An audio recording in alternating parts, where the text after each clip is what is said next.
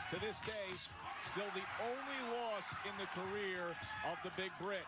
That'll keep you in the fight, because no matter what happens, you'll always know, I already know I can knock him out. It's already a proven deal. So looking scared almost, but Lennox is throwing power shots. And now here we go with Lennox with a good right uppercut, which he gets a lot of leverage headshots here. He's got to dig down to the body a little bit. Throw his punches at Lennox's chest so he can hit something, because he's missing the headshots. And when you miss the punches, it makes you look awkward. It looks bad to the judges. He needs to hit something. Even if he hit Lennox in the shoulder, it would be better than missing to the head. Straight right hand by Lennox Lewis gets his attention. Good stiff jab. That 1-2 looks like it may be there for him. Tries to fire off the uppercut. And it's funny because it goes against everything that he portrayed before the bell rang. Before the bell rang, you figure he was going to come out like a madman. Not the case. He just ate another right hand, and now is trying to be playful after Lewis sent him back throwing a right hand. But it's quite obvious what's taking place in this third round. He's being dominated. And you know, there's a lot of fighters do that. When they get hit with good shots, play it off. Like this right here. Look at this. They try to act like they meant for that to happen, like they're playing with you. It's a psychological ploy, but everybody knows that they were good, solid shots. But he's still, you know, losing on points. So he's got to commit himself to his punches. Getting sent back once again, and more clowning from McCall. Pushing him a little bit more instead of moving back. As Manny Stewart and Lennox Lewis plot their strategy, Oliver McCall has not returned to his own corner after that third round. What in the world is he doing? Is this more psychological warfare? Georgie Benton, his trainer, is disgusted by it. If he has some type of game plan that he's putting forth, he hasn't told his own trainer. It almost looks like he's a pro wrestler trying to play to the crowd, like for the benefit of the crowd, but So Oliver McCall comes out after a very strange occurrence in between rounds. Round number 4 for the vacant WBC title. Now he's got his hands down near his waist, and he's backing into the ropes. I don't know if Lennox Lewis thinks he's playing possum or if this is for real. He's turning his back.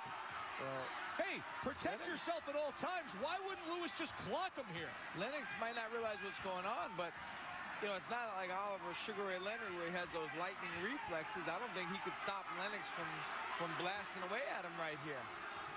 I think Lewis is as confused as anybody is in this arena. Well, he almost caught him with that big right hand there. And now he engages in the fight.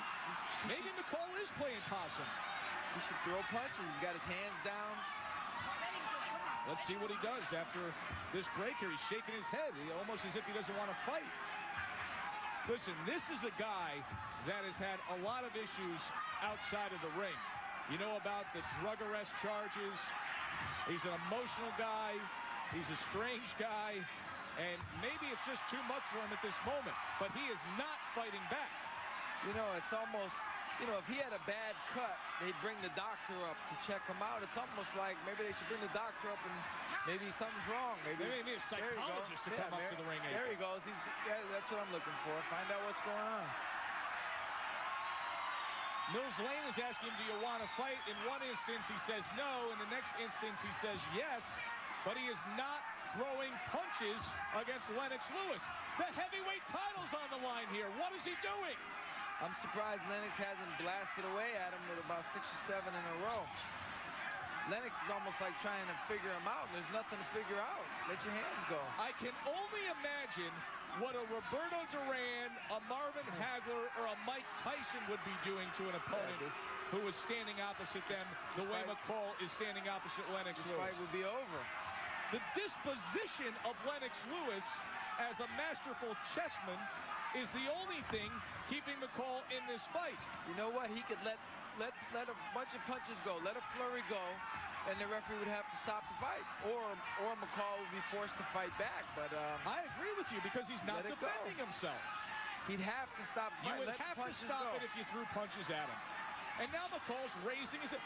This is possibly, in a sport that is full of oddities, the strangest thing I have ever seen. Mills Lane should stop it for a second and ask him. Maybe bring the doctor up. What's wrong? You know, is your foot broken? Do you have a bad headache? Maybe he has something wrong with his head. His psyche is broken. That's what's broken. He just went through 3 minutes of not engaging in a fight. He looks almost like a little kid being punished. And once again, he's not returning to his own corner. Could you imagine being Georgie Benton, his trainer, in complete disbelief?